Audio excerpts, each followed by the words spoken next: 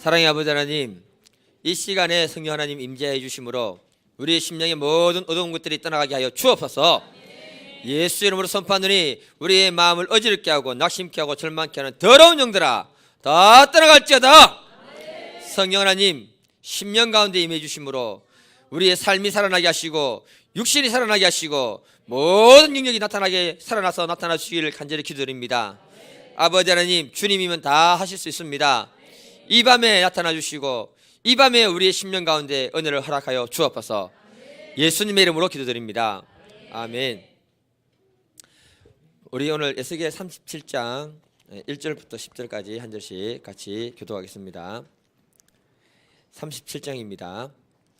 여호와께서 권능으로 내게 임재하시고 그의 영으로 나를 데리고 가서 골짜기 가운데 두셨는데 거기 뼈가 가득하더라. 나를 그 뼈 사방으로 지나가게 하시기로 본즉 그 골짜기 지면에 뼈가 심이 많고 아주 말랐더라. 그가 내게 이르시되 인자야 이 뼈들이 능히 살 수 있겠느냐 하시기로 내가 대답하되 주 여호와여 주께서 아시나이다. 또 내게 이르시되 너는 이 모든 뼈에게 대언하여 이르기를 너희 마른 뼈들아 여호와의 말씀을 들을지어다. 주 여호와께서 이 뼈들에게 이같이 하리니 너희가 살아나리라. 너희 위에 힘줄을 두고 살을 입히고 가죽으로 덮고 너희 속에 생기를 넣으리니 너희가 살아나리라.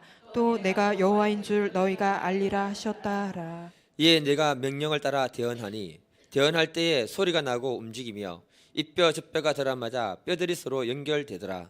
내가 또 보니 그 뼈에 힘줄이 생기고 살이 오르며 그 위에 가죽이 덮이나 그 속에 생기는 없더라. 또 내게 이르시되 인자야 너는 생기를 향하여 대언하라. 생기에게 대언하여 이르기를 주 여호와께서 이같이 말씀하시기를 생기야 사방에서부터 와서 이 죽임을 당한 자에게 불어서 살아나게 하라 하셨다 하라. 이에 내가 그 명령대로 대언하였더니 생기가 그들에게 들어가매 그들이 곧 살아나서 일어나 서는데 극히 큰 군대더라. 아멘. 우리 제목 같이 한번 읽어보겠습니다. 시작. 예. 제목이 좋죠. 오늘 본문 말씀 배경을 잠시 보게 되면요, 1절을 보면은 하나님이 에스겔 선지자를 큰 권능으로 찾아와서 어떤 골짜기로 데려갑니다. 골짜기에 가보니까 뼈들이 가득하더라 이렇게 말씀합니다. 2절을 봤는데 그 뼈들이 힘이 많은데 아주 파삭 말라버린 그런 뼈들이 많았다 이렇게 말씀합니다. 다시 말하면요, 뼈는 뼈인데 오래전에 죽으면은 그 생기가 없는 그런 뼈 있잖아요. 그런 뼈들이 가득하더라 이렇게 말합니다. 이 뼈들이 상징하는 것이 무엇이냐면은 에스겔 37장 11절입니다. 같이 한번 읽어볼까요? 11절 시작. 또 내게 이르시되 인자야 이 뼈들을 이스라엘 온 족속이라. 그들이 이르기를 우리의 뼈들이 말랐고 우리의 소망이 없어졌으니 우리는 다 멸절되었다 하느니라. 마른 뼈들이 이스라엘 백성들이라고 말합니다. 그리고 그 뼈들이 소망이 없어지고 우리는 멸절되었다 이렇게 말하고 있습니다. 무슨 말인가 하면 이제 아무런 소망이 없고 우리는 다 죽어버린 그런 존재들이다, 완전히 사라졌다 이렇게 말합니다. 그러니까 이 말씀을 보게 되면요, 사망의 냄새가 가득하고 절망의 냄새가 가득한 예루살렘 골짜기를 갖다가 하나님이 이렇게 보여주신 것입니다. 에스겔 선지자는요 26살에 바벨론 포로로 끌려가게 됩니다. 그가 바벨론 거발 강가에서 노동을 하면서 사역을 하고 있을 때인데 제3차 포로로 끌려왔던 사람들 중에 한 사람이 이렇게 말합니다. 에스겔 33장 21절을 보니까 예루살렘이 완전히 황폐화되어 버렸다. 이제 그 땅은 사람이 살 수 없는 그런 곳이 되어 버렸다 이렇게 말을 합니다. 하나님이 그 백성들의 죄를 심판했을 때 모든 것이 다 사라지고요, 그 백성들이 포로로 끌려가서 사라져 버렸다 이렇게 말하고 있습니다. 이 말이 뭐냐면은 철저한 절망과 정말 이 희망이라는 것은 하나도 찾아볼 수 없는 그런 상황을 말하고 있습니다. 그래서 그들을 가리켜서 마른 뼈라고 말하는 것입니다. 이 마른 뼈는요 더 이상 희망이 없다는 겁니다. 어느 시대든지 사람이 살아가기 위해서는요 마음의 소망과 희망이 사라지면 안 됩니다. 소망과 희망이 사라지게 되면은 그것이 바로 마른 뼈와 같이 되는 것입니다. 하나님이 우리에게 소망을 주시기 위해서 함께 하시는 줄 믿습니다. 오늘 본문도 하나님은 소망을 잃어버린 그 백성들에게 새롭게 소망을 심어주고 희망을 심어주기 위해서 이 말씀을 주신 것입니다. 하나님이 에스겔 선지자를 통해서 소망을 주기 위해서 무엇을 요구합니까? 우리 4절을 같이 한번 읽어보겠습니다. 4절 시작. 또 내게 이르시되 너는 이 모든 뼈에게 대언하여 이르기를 너희 마른 뼈들아 여호와의 말씀을 들을지어다. 하나님이 그 백성들에게 소망을 주기 위해서 에스겔 선지자에게 명령하는데 너가 저 마른 뼈들을 향해서 대언해라, 선포해라, 이렇게 말합니다. 너희 마른 뼈들아 여호와의 말씀을 들어라, 이렇게 선포를 해줍니다. 소망도 없고 절망만 가득한 그 뼈들을 향해서 선포하기를 하나님의 말씀을 들으라고 이렇게 선포해주고 있는 거예요. 하나님이 왜 그 백성들에게 말씀을 들으라고 선포했을까? 이스라엘 백성들이 절망에 빠지고 나라가 망한 이유가 어디인 줄 아십니까, 여러분? 하나님이 여러 선지자를 보내가지고 그 백성들을 돌이키고 말씀을 전하면서 그들의 삶을 갖다가 축복을 해주기를 원했었는데 그들이 하나님 말씀을 버리고 자기 생각을 따라갔다고 성경은 말하고 있습니다. 예레미야 6장 19절 땅이여 들어라, 내가 이 백성들에게 재앙을 내리니 이것이 그들의 생각의 결과라. 그들이 내 말을 듣지 아니하며 내 법을 버렸음이니라. 예레미야 선지자가 그 백성들을 통해 백성들에게 하나님의 축복을 선포해주고 그들을 갖다가 돌이키려고 할 때 하나님 말씀을 버리고 하나님 말씀을 듣지 않는 그 결과가 바로 이런 재앙이었다, 이렇게 말하고 있는 겁니다. 그래서 하나님은요 다시 한 번 더 그 백성들에게 하나님 말씀을 들려주어서 그 마음에 소망과 희망을 심어주고자 하는 것이 하나님의 마음이었습니다. 하나님 말씀만이 그 사람들에게 소망을 줄 수 있고 그 사람들을 살릴 수 있기 때문에 그런 것입니다. 그 백성들의 영적인 회복, 그 백성들의 삶의 회복을 위해서는 마른 뼈와 같은 그 사람들에게 하나님 말씀이 선포되면 그 말씀이 그들을 살려내는 믿음의 역사가 있다고 말해주고 있는 거예요. 하나님은 언제까지 그 백성들을 내버려 두기를 원치 않았습니다. 다시 말씀으로 회복시키고 그들의 삶을 회복시키는 것이 하늘 아버지의 마음이라고 하는 것입니다. 오늘 말씀을 보게 되면요 에스겔 37장에 마른 뼈들에게 선포하기 이전에 36장을 보게 되면요 하나님이 그 백성들을 향해서 축복의 말씀을 선포해 줍니다. 같이 한번 읽어보겠습니다. 36장 35, 36절 시작. 사람이 이르기를 이 땅이 황폐하더니 이제는 에단 동산 같이 되었고 황량하고 적막하며 무너진 성읍들의 성벽과 주민이 있다 하리니 너희 사방에 남은 이방 사람이 나 여호와가 무너진 곳을 건축하며 황폐한 자리에 심은 줄을 알리라. 나 여호와가 말하였으니 이루리라. 아멘. 하나님이 절망이 가득한 그 백성들에게 희망을 먼저 선포해 주셨습니다. 그리고 그 희망을 가지고 37장에 와서 마른 뼈들에게 선포하는 내용이 바로 오늘 본문의 말씀입니다. 하나님은 어찌하든지 그들의 영을 회복시키고 그들의 삶을 회복시키기 위한 것이 하나님의 마음이라고 하는 거예요. 저도 여러분들을 정말 축복하고 싶은 마음이 가득합니다. 이걸 어떻게 보여줄까 생각을 하다가요 제가 주일 예배를 섬기면서 첫 번째로 바꾼 게 하나 있습니다. 혹시 기억나십니까? 선포기도를 하나 넣었어요. 정말 내 마음이요 여러분들의 육신과 삶과 여러분들의 자녀와 모든 것이 하나님의 선포대로 복을 받기를 간절히 바라는 마음 때문에 그걸 넣은 거예요. 예. 넣어보니까 좋더라고요. 그리고 또 제 마음의 말씀을 암송을 하고 새기고 했던 것이 뭐냐 하면은 마가복음 16장 17, 18절을 보면 믿는 자들에게는 이런 표적이 따르리니 곧 그들이 내 이름으로 귀신을 쫓아내며 새 방언을 말하며 뱀을 집어올리며 무슨 독을 마실지라도 해를 받지 아니하며 병든 사람에게 손을 얹어 나으리라. 이 말씀을 제 마음에 정말 많이 새기고 내 마음에 선포하면서 하나님 이렇게 되게 해주시옵소서 이런 마음으로 제가 선포를 해주고 있습니다. 처음 예배 선포할 때요 굉장히 많이 떨렸던 거 아십니까 여러분? 원래 안 하던 짓을 하다 보면 떨립니다 여러분. 저는요 선포를 통해서 하나님이 우리의 삶 가운데 이런 믿음의 역사가 그대로 나타나기를 간절히 바랐기 때문에 그렇습니다. 하나님이 천지 만물을 만드실 때 있으라 선포했지 있을까 말까 이렇게 말하지 않았습니다 여러분. 하나님이 빛이 있으라 했을 때 빛이 생기고요 선포했을 때 하나님의 능력이 나타났기 때문에 선포를 하는 것입니다.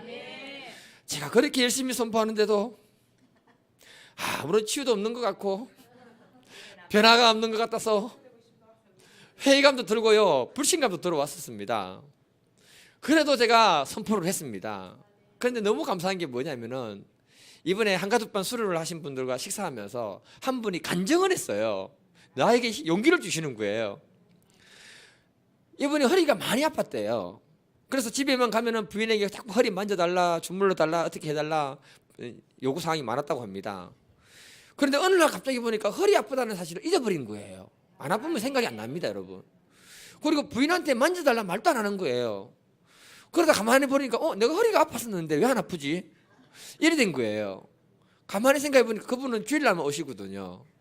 주일날 오셔가지고 선포 기도할 때 믿음으로 아멘 했는데 그때 치유가 됐다는 사실을 확신한 거예요.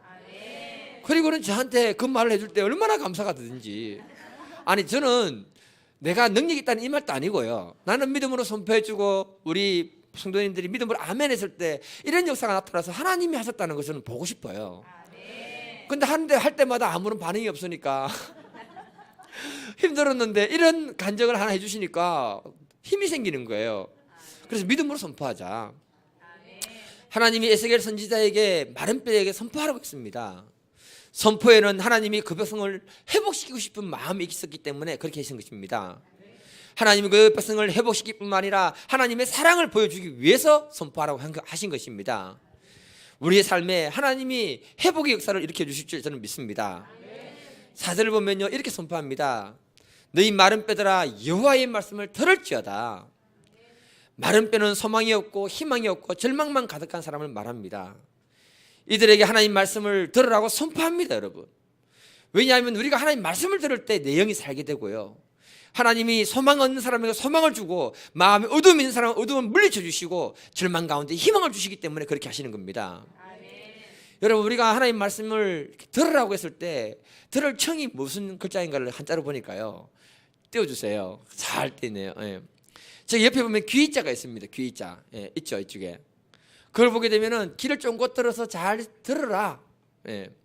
그다음 옆에 보면 눈목자가 옆으로 누워 있습니다. 상대방이 말할 때 눈을 보면서 이렇게 아이 컨택하면서 듣는 것이다. 또 그 옆에 보면 밑에 한일자가 있습니다. 한일자. 예. 말씀 들을 때 집중을 잘해라. 내 마음이 어지럽고 복잡하면 말씀이 안 들립니다, 여러분. 여기 와 있어도. 그리고 또 뭐가 있냐면 옆에 보면 임금 황자가 옆에 있습니다. 예. 그리고 그 밑에 뭐가 있습니까? 마음 심자가 있습니다. 하나님 말씀을 들을 때 마음으로 듣는 것이 하나님 말씀을 듣는 거다. 옆에 임금 황자는 뭐냐 하면요, 하나님 말씀하실 때 왕의 말로 들으라야. 예. 옛날에 왕의 말로 들을 때 어떻습니까, 여러분? 어멍이요 이렇게 말하잖아요. 종이에 선 그 글이 뭐라고 어멍이요 하면은 전부 바닥에 엎드려가지고 그 말을 들었잖아요. 하나님 말씀 들을 때 만왕의 왕이신 하나님의 권위를 인정하고 그 말씀을 듣는 것이 경청이다, 이렇게 말하는 것입니다. 그러면 우리의 모든 삶의 환난은 벗어나게 되고요, 절망에서 벗어나게 되고 하나님이 우리의 영을 소생시키는 것을 우리가 경험하게 되는 것입니다. 우리가 하나님의 축복을 기대하는 사람이라면 무조건 하나님 말씀을 경청하는 힘이 있어야 됩니다. 신명기 28장 1절을 보게 되면요, 내가 내 하나님 여호와의 말씀을 삼가 듣고 내가 오늘 내게 명령하는 그 모든 명령을 지켜 행하면 내 하나님 여호와께서 세계 모든 민족 위에 뛰어나게 하실 것이다. 하나님 말씀을 삼가 들으라, 이렇게 말하고 있습니다. 깊이 경청을 하라는 것입니다. 그러면 하나님이 우리의 삶 가운데 놀라운 일을 행해 주신다라고 약속하고 있습니다. 로마서 10장 17절을 보면 믿음은 들음에서 나며 들음은 그리스도의 말씀으로 말미암았다, 이렇게 선포하십니다.